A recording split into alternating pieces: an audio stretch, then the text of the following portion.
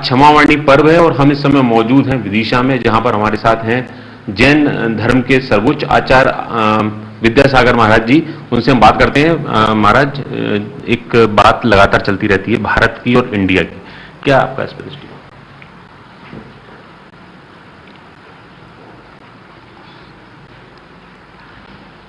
India का उद्भव कब हुआ, किसके माध्यम से हुआ और इस प्रकार के नामकरण में उद्देश्य क्या, ये कम से कम 3 बिंदु हमारे सामने आ जाते हैं। जब बीच में ही इसका उद्भव होना हुआ है तो कब हुआ ये तो और निश्चित करना आवश्यक होता है। जब तक भारत अनेक भागों में विभाजित होकर के अपना कार्य करता था, अपना इतिहास भी रचता था और विश्व के ऊपर उसका प्रभाव भी अपने ढंग से था, ऐसी स्थिति में जब इसके ऊपर इस ढंग से परिवर्तन का समय क्यों आया तो ज्ञात होता है। जब से ब्रिटिश लोग, अंग्रेज लोग जिसको बोलते हैं, उनका आना हुआ व्यापार के उद्देश्य को लेकर के, और उनका व्यापार की जो कंपनी का नाम था ईस्ट इंडिया। तब तक भारत का कोई नाम इंडिया के रूप में प्रचलन नहीं हुआ। व्यापार की नीति को लेकर के फिर बाद में नामकरण परिवर्तन करने का उद्देश्य क्या था, तात्कालीन कोई भी राष्ट्रीय नेतृत्व को रखने वाले व्यक्तियों ने इसको समझा नहीं। यह अवश्य है कि बहुत दीर्घकालीन उन लोगों का व्यापार की नीति को लेकर के भीतर ही भीतर यह देश के इतिहास को परिवर्तित करने का एक रचा हो। फिर भी हम ये कहना चाहते हैं, इस कंपनी के नामकरण के कारण इसमें इस प्रकार का परिवर्तन हो असंभव जैसा लगता है। फिर भी आप लोगों ने इसकी ओर गौर नहीं किया और उन्होंने अपना जो संकल्प या विकल्प, जो कोई उद्देश्य हो, उसको उन्होंने कामयाब करने में अपने आप को सफलता प्राप्त कर ली। इसके उपरांत दुनिया में अनेक प्रकार की भाषाएं हैं। भारत में तो भाषा बाहुल्य है। कहीं भी यह समझ में नहीं आता कि नामकरण का अनुवाद होता हो। इंडिया यह भारत का अनुवाद है। यदि अनुवाद नहीं है तो इसके पीछे इंडिया रखने का क्या उद्देश्य? मैं मानता हूं कि अमेरिका इत्यादि में भी इंडिया और इंडियन के प्रचलन है। क्या उसी प्रकार भारत को, भारतवासियों को स्वीकारने का कहीं उद्देश्य तो नहीं था? अन्यथा अमेरिका में जैसे इंडियन हैं और इंडिया उस क्षेत्र का नाम रखते हैं तो उनका कोई उद्देश्य होगा, उसका भी अवलोकन करना चाहिए। लेकिन उसको तो एक प्रकार से इसी रूप में स्वीकार करते हैं, वो ऑफेंसिव कहते हैं। दास हैं, सेल्स जो दास के रूप में स्वीकारते हैं। ऑफेंसिव एक प्रकार से विरोधी तत्व के रूप में स्वीकारते हैं। और ओल्ड फैशन्ड ये शब्द रखते हैं। इसका अर्थ तो सही अर्थ यही निकलता, अनुवाद यदि करते हैं इसका, तो पुराने ढर्रे के कोई विरोधी तत्व है, आपराधिक तत्व है, यह अर्थ होता है। अब एक शब्द और भी आता है जो ओल्ड फैशन्ड क्रिमिनल पर्सन्स। इसके बारे में मुझे थोड़ा सा और देखना था, लेकिन उसका इतिहास मिल गया, ऐसा सुनते हैं। उनके कहने के अनुसार मैं ये कह रहा हूं, ये 3 शब्द एक दास के रूप में स्वीकारना इंडियन को, भले ही इंडियन वो ऑक्सफोर्ड डिक्शनरी के अनुसार अमेरिका के एक स्थान है उनके लिए लागू होता हो, लेकिन यह इंडिया, यह भारत के लिए लागू किया गया, इसके पीछे क्या उद्देश्य?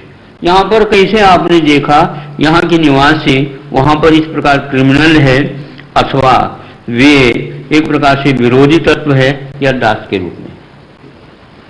ये कुछ ऐसे बिंदु हैं, इसके बारे में गहराई के साथ अभी तक चिंतन नहीं किया गया। यदि कर रहे हो तो बहुत विलंब किया जा रहा है। इसका बहुत जल्दी परिणाम घोषित होना चाहिए और इसके पीछे भारत के किसी भी अंग को यह नहीं सोचना चाहिए कि ये ठीक नहीं, ये ठीक नहीं। आमूल चूल सारा व्यक्ति जो भारतवासी है, अपने आप को मानता है, उस सबको ये स्वीकार कर लेना चाहिए। इसमें न किसी भाषा से हमारा कोई विरोध हो रहा और न ही किसी परंपरा से विरोध हो रहा। जिस भारत को आमूल चूल आप इस रूप में स्वीकार करना चाहते हैं, और इतिहास एक ऐसी वस्तु है, हमेशा जो कुछ भी लिखा जाएगा उसी शब्दों के माध्यम से वो लिखा जाए। इसलिए जब किसी भी भाषा में भारत का अनुवाद इंडिया के रूप में नहीं हो सकता, तो शब्द का अर्थ तो फिर भी परिवर्तित हो सकता है, और नाउन हो तो संज्ञा को भी हम कर, लेकिन संज्ञा कभी भी किसी भाषा में परिवर्तित नहीं होता। जैसे आपका नाम, शुभमा नाम क्या है? वीरेंद्र शर्मा। वीरेंद्र शर्मा। वीरेंद्र शर्मा का कोई अनुवाद होता है? नहीं होता। तो भारत का यह एक नाम है, नामकरण है, कब से रखा है इसका अपना इतिहास से मिलना मुश्किल है। इसमें व्यापक रूप से भारत को भारत के रूप में स्वीकार किया गया। ये मैं मानता हूं, बीच में हिंदुस्तान भी प्रचलन में आया, वह भी किसी एक स्थान विशेष को लेकर के कहा, और वो भी भाषा का एक अपेक्षा से आया। जैसे सिंध से ही का उच्चारण होकर के हिंद हुआ और स्थान का नाम हिंदुस्तान हुआ। जैसे सप्ताह होता है, वह हफ्ता था, उससे सप्ताह बना। इस भाषा कहती है, इस ढंग से इसका परिवर्तन हुआ। इसी प्रकार यदि मान लो हिंदुस्तान हो गया, हिंद हो गया, तो हमें इससे ऐतराज नहीं, लेकिन इसके भी इतिहास है। किंतु भारत का बहुत अनादिकाल से यूं कहना चाहिए, कोई बिगिनिंगलेस है, वो कोई भी उसका आदि नहीं, वो सभी को स्वीकृत है। हम इसलिए कहना चाहते हैं, वो गलत क्या है आपके सामने आ रहा है। अब इंडिया के नाम से यदि चलते हैं तो इंग्लिश बाहुल हो गया, भाषा में परिवर्तन हो गए। भाषा का परिवर्तन एक ऐसा परिवर्तन है, संस्कृति को पलटा देता है। भारतीय जितनी भी भाषाएं हैं, और उन भाषाओं में जो साहित्य का, दर्शन का, संस्कृति का सृजन करके जो उसको, उस देश को आगे बढ़ने के लिए कुछ बीज बोए गए, वो सारा समाप्त हो गया। आज आपको 18वीं शताब्दी या 19वीं शताब्दी का इतिहास ज्ञात नहीं। आप अच्छे पोस्ट पर हैं, आज अच्छे कार्य कर रहे हैं, लेकिन आपको भारतीय इतिहास का कोई ज्ञान नहीं। हमने प्रशासन संबंधी जो कोई भी व्यक्ति है उनसे भी पूछताछ किया, वर्तमान में कुछ ऐसी इतिहास की रचना कर दी गई है, उसमें थोड़ा रख करके उसी के बारे में प्रश्न उत्तर होता है, लेकिन रिसर्च वर्क जिसको बोलना चाहिए, शोध प्रबंधन, उसके बारे में आपके पास कोई इतिहास नहीं। यह बहुत गलत हो रहा है। भारत का अपना इतिहास है, अपनी संस्कृति है, अपनी परंपराएं हैं, और अपनी भाषाएं हैं। इन सब भाषाओं में साहित्य रचा गया, उन सबको यह उल्टा हो रहा है। इसीलिए यह भारत के रूप में होना चाहिए। इस समय आप लोगों को विलंब नहीं करना चाहिए। विलंब अगर करते हैं तो कौन से प्रलोभन के कारण करते हैं, हम पूछेंगे, उसका उत्तर अच्छे से निकालना पड़ेगा आपको। आचार्य जी, दूसरी बात ये कि जिस तरह की बात सामने आती है कि मीट का एक्सपोर्ट बहुत ज्यादा हो रहा है, इसके ऊपर कैसे क्या करना? देखो, उसी समय से जब यह मीट कंपनी आई, उसी समय से वो लोग इसके प्रिय थे, और धीरे धीरे इनका वध होना प्रारंभ हुआ। जब भारत में आए वो, उस समय यहां पर कितने कत्लखाने थे और आज कितनी संख्या में हैं, अब मैदानी कितने कत्लखाने हैं, आप इसका अध्ययन करिए। बिना परमिशन के, बिना आज्ञा के, बिना किसी प्रकार समर्थन के आप कितने अंधाधुंध खोल रहे हैं, इसके पीछे किसका हाथ है? ये सब चिंतनीय विषय है। विदेश नीति आपकी हो सकती है, विदेश नीति के साथ आपको जो चलना है, लेकिन भारत की नीति को समाप्त करके तो नहीं कर सकते। किसी से व्यापार आपको करना चाहते हैं, व्यापार करना चाहते हैं, उसके बदले में आप मांस को निर्यात करना चाहते हैं, यह आपका अनुबंध ठीक नहीं है। ये अनुबंध इसलिए ठीक नहीं है, ये सारे ही सारे व्यापारी लोग उसमें इन्वॉल्व हो जाएंगे, ये समर्थन में हो जाएगा उनका, वो कभी भी नहीं कर सकेंगे।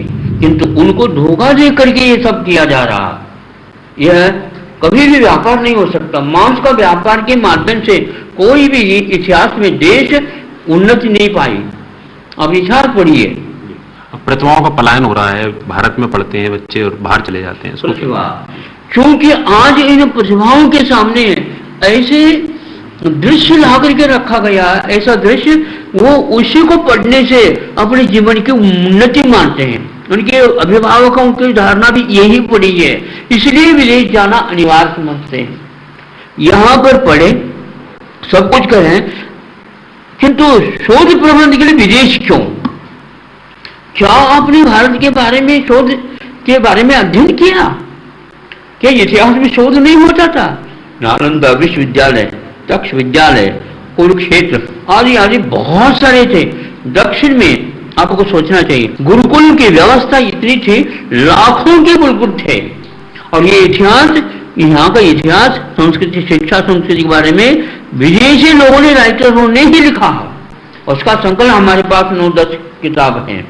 उसको पढ़ने से आपको लगेगा कि हम इतिहास के बारे में बिल्कुल ही कघारा भी नहीं जानते।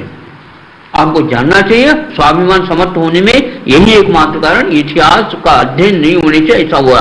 यदि इतिहास का अध्ययन हुआ, बाहर जाने की, शोध करने की कोई आवश्यकता नहीं, सब सारे विश्व आता था शोध के लिए।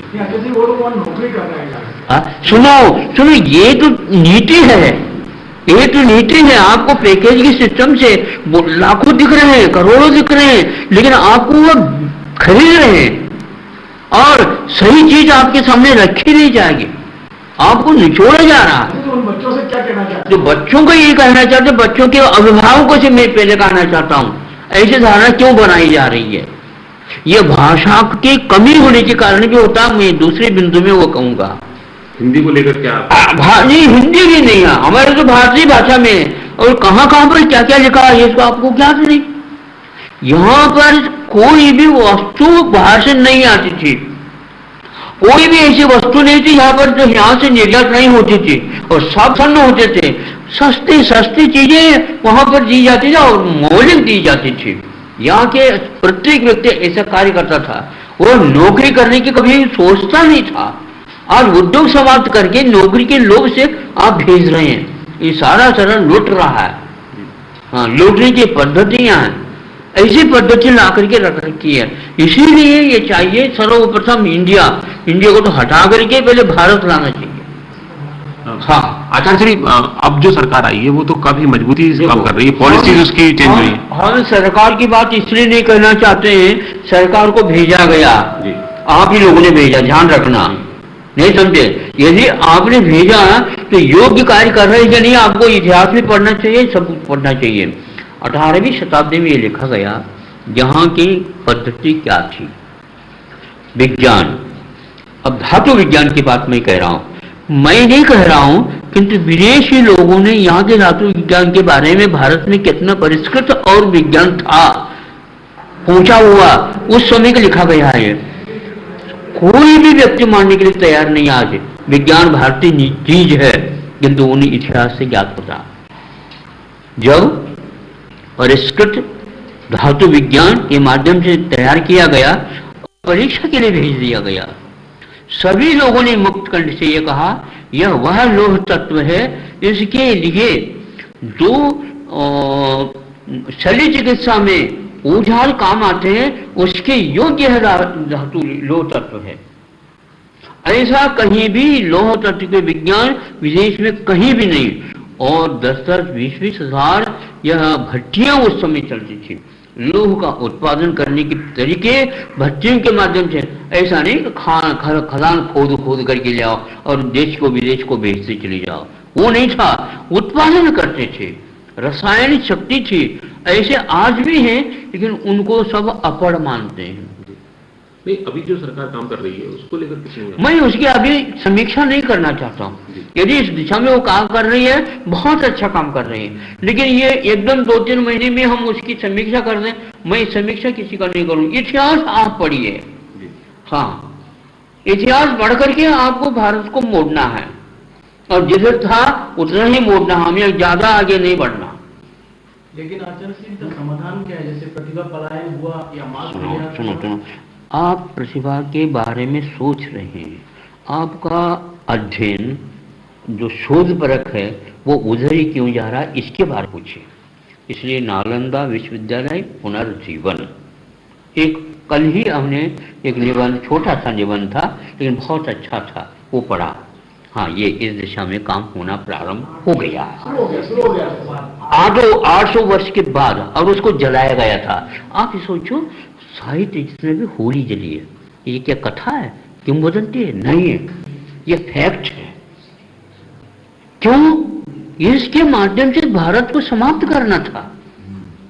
ऐसा भारत समाप्त नहीं हो सकता, ध्यान रखो। इतिहास आप लोगों ने अपने घर के इतिहास को नहीं पढ़ा तो आप क्या, कितनी संपदा थी है और कितनी विद्याएं थी, ये सब भूल गए आप। इसी प्रकार ये हो गया धातु विज्ञान के बारे में। मैं ये पूछना चाहता हूं, जहां कहीं भी प्राचीन बिल्डिंग्स हैं उसमें कहां कहां के कौन कौन लोग काम करते थे? क्या आज के भवन विज्ञान वहां तक पहुंचा? तो क्यों भवन के निर्माण की अपेक्षा से आर्किटेक्चर, आर्किटेक्चर की क्या बोलते हैं उसको, वही बोलते हैं, तो वहां के लिए अध्ययन के लिए क्यों जा रहे हो आप? उसमें कौन सी गुणवत्ता दिखे? गर्मी लगेगी, सर्दी के समय में सबसे ज्यादा सर्दी लगेगी। ये समझे, आज भवन का जितने भी निर्माण है वो सब रोग के लिए कारण हो रहे हैं। भारतीय यह चिकित्सा अपने यह भवन निर्माण का आप देख लीजिए क्या था। आज राष्ट्रपति भवन है, बना सकते हो बनाओ, जितना खर्च हुआ उतने ही बनाओ, आप देखेंगे नहीं बनता। इसका अर्थ यह, भारत में विज्ञान बहुत, भवन निर्माण का बहुत बढ़िया था और है, उधर जा रहे हैं इसलिए ऐसा हो रहा। वहां का चूना, उसका चूना, यह सीमेंट के बहुत दूर तक जाओ, नहीं मिलेगा आपको। अच्छा जी, ये है कि 300 लाख करोड़ रुपए भारत का विदेशों में जमा है और इसको ये मानते हैं। सुनो, एक अर्थनीति होती है। अर्थनीति ये है, आपका जो कुछ भी धन वो उधर चला जाए। पानी का यह स्वभाव होता है, ढलान की ओर उसको भेज दो तो अपने आप ढल कर चला जाएगा।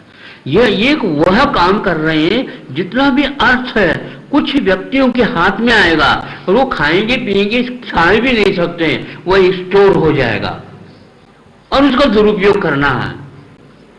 ये नीति है कि बल भारत उस समय सारे पदार्थों का निर्यात करता था। यदि लेकर के आता था हीरा जवाहरत, सोना चांदी के अलावा कुछ भी नहीं लिया। 18वीं शताब्दी के इतिहास में लिखा हुआ। तो ये क्यों? अर्थनीति को जो आप कहीं ना कहीं जिम्मेदार मानते हैं? बिल्कुल, क्यों नहीं। आज सारी संपदा उधर ही जा रही, क्यों? और वह भी एक प्रकार की जुआ का खेल है। वो अपने यहाँ सर्वप्रथम 7 वेतनों से मुक्त हो, भारतीय संस्कृति यह है, जुआ नहीं खेलना, ये बिल्कुल जुआ है। हाँ, बिल्कुल बिल्कुल पक्की बात है। इसमें न पूंजी है, देखो ये बहुत अच्छा, ये व्यापार नहीं है, इसमें पूंजी नहीं है,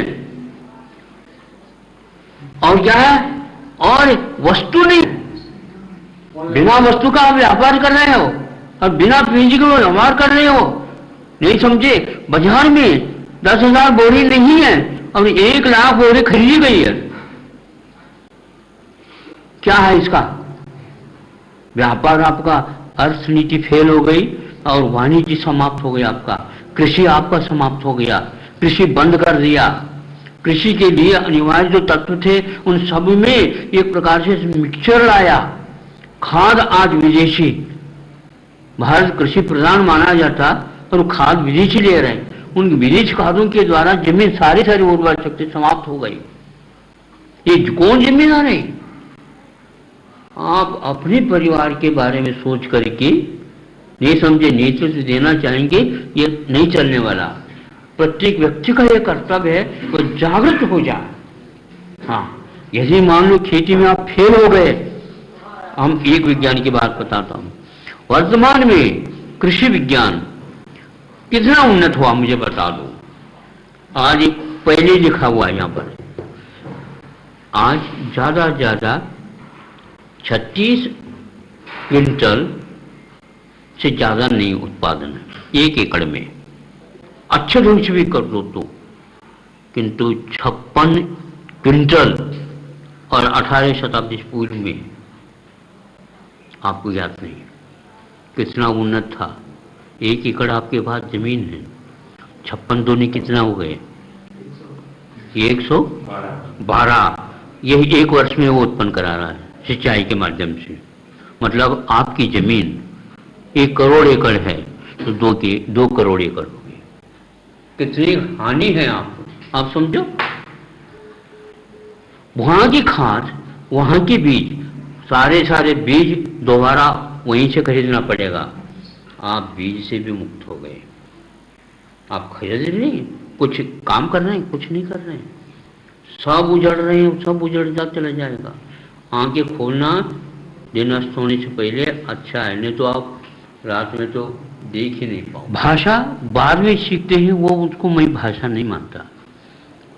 सर्वप्रथम हमारे कर्तव्य के लिए जो हमारे अभिभावक अथवा हमारे बंधु हमें जो संकेत देते हैं वो हमारे जीवन की उन्नति के लिए कुंजी है, वो भाषा का काम करता है। मैं भाषा को भाषा नहीं मानता, भाव की ओर ले जाने वाली वस्तु कोई होती है उसका नाम भाषा है, और वो संकेत भी हो सकता है। जो गूंगा है, बहरा है, उसकी एक अलग भाषा होती है और उसको भी तैयार किया जाता है। अब जो अपने सुनते हैं और बोलते हैं उनको गूंगे और बहरे किए जा रहे हो, ये इंग्लिश के माध्यम से, विदेशी भाषाओं के माध्यम से। जिन प्रदेशों में संतान उत्पन्न हुई थी, आप तो बाद में, आपकी हवा तो बाद में लगेगी, पहले माँ, भाई, बहन, पिताजी, अड़ोस के माध्यम से उसका लालन पालन पोषण हुआ। जिस भाषा में संकेत में हुआ वो सारा स्कूल में आने तक समाप्त हो जाता उसका, यहाँ अलग ही है। और आज दंड दिया जा रहा, तुम हिंदी बोलते हो, तुम मराठी बोलते हो, तुम गुजराती बोलते हो, तुम और कोई बोलते हो तो वहां पर दंड होगा। केवल इंग्लिश पढ़ो, इंग्लिश बोलो। क्या करेगा वो, हमें बताओ। क्या अभिव्यक्ति कर सकता? नहीं कर सकता। एक व्यक्ति, उनका नाम तो मैं भूल रहा हूँ, वैदिक जी, कौन, वेद ब्राह्मण, वो उस समय विदेश नीति के विषय में उनको शोध प्रबंध लिखना था। सब लोगों ने समझा इनसे आगे बढ़कर कोई नहीं है, उनको तैयार कर दिया गया, हाँ अब कोई इस विषय में करना तैयार नहीं। विदेश नीति में अध्ययन करके इनको शोध प्रबंध लिखना है, जो कुछ भी आ जाते हैं वो सब देने के लिए हम तैयार हैं। बहुत अच्छी बात है, कब से बोला हाँ चालू, लेकिन एक हमारा शर्त क्या है, मैं उस शोध प्रबंध को हिंदी में लिखूंगा। एकदम सब ऊपर गए, ये शोध प्रबंध तो कभी हिंदी में लिखा ही नहीं जाएगा। तो आप कहिए या आपको सोच हो सकता, लेकिन मैं इसमें हिंदी में शोध प्रबंध लिख सकता हूं, इससे बढ़कर के इंग्लिश में लिख नहीं सकूं। हमारे पास इंग्लिश भी है, लेकिन बहुत जो अभिव्यक्ति हम अपनी मातृभाषा में कर सकते हैं वो किसी भी भाषा में नहीं हो सकता और छूट नहीं सकता। तो माँ के माध्यम से या जो जन्म हुआ उस माध्यम से जो हमें भाव उत्पन्न हुए हैं उसकी अभिव्यक्ति मैं उसी भाषा में कर सकता हूँ। ये भी एक बहुत बड़ी गलती हो रही है। आप अपने अभिव्यक्ति, अपने भावों को आप व्यक्त करने के लिए स्वतंत्र नहीं परतंत्र हो गए। विदेशी लेखकों का भी यही कहना है कि यदि शोध है तो वह अपने जीवन मातृभाषा में ही लिखा जाए, उससे बढ़कर कोई नहीं। फ्रांस में भी लिखा गया, अफ्रीका में भी लिखा गया, जापान, चीन, जर्मन आदि आदि, रूस, सब में अपनी जब मातृभाषा चल रही है तो भारत को क्या हुआ? क्योंकि इंडिया का भूत इसके पास सवार हो गया, इसलिए वह परिवर्तित हो गया। पहले नहीं होता था। क्या आपको ठीक है पहले नहीं लिखा जाता था? अब बताओ, भाषा की बात चल रही है इसलिए तो मैं कहना चाहता हूँ। अभी अभी अब लोग ज्ञात हुआ, क्योंकि मैं साहित्य मिला और कुछ सुना, क्या हुआ, 3000 श्लोक प्रमाण का एक ग्रंथ मिला। उसका नाम भी आपको शायद संभव सुरक्षित है। तो उसमें क्या है? वो संस्कृत निष्ठ है, संस्कृत निष्ठ है। उसमें 3000 में क्या लिखा गया? उसका केवल विषय वस्तु विमान निर्माण है, विमान निर्माण है। आप क्या कर रहे हो? विमान का निर्माण है, सारी फार्मूला सभी सूत्र उसमें लिखे हुए हैं। 3000 श्लोक प्रमाण, 500 प्रकार के विमान को निर्माण करने की विधि उसमें बताई गई। कितने? 500 विमान। आज है कितने मुझे बताओ? इतने नहीं, एक एक विमान को हम 30 प्रकार से बना सकते हैं। भारत, आप क्या सोच रहे हैं? सब कुछ होकर के लुट करके आप भीख मांगना चाहते तो मैं क्या कर सकता हूं? यहां के भीख मांगने वाले भी साधु वृत्ति में मांगते हैं। ध्यान रखो, भीख नहीं मांगते हो, ये वृत्ति है यहाँ की। यहाँ मांगने की बात ही नहीं होती। आप एक एक चीज के लिए मांग रहे हो, वहां पर जाने का अर्थ ही यही है। क्या समझ करके मांग? नहीं, मैं वहां से विदेश से हाँ आ गया, बहुत बड़ा का। क्या किया आपने? दास वृत्ति है, क्रय विक्रय जिसको बोलना चाहिए।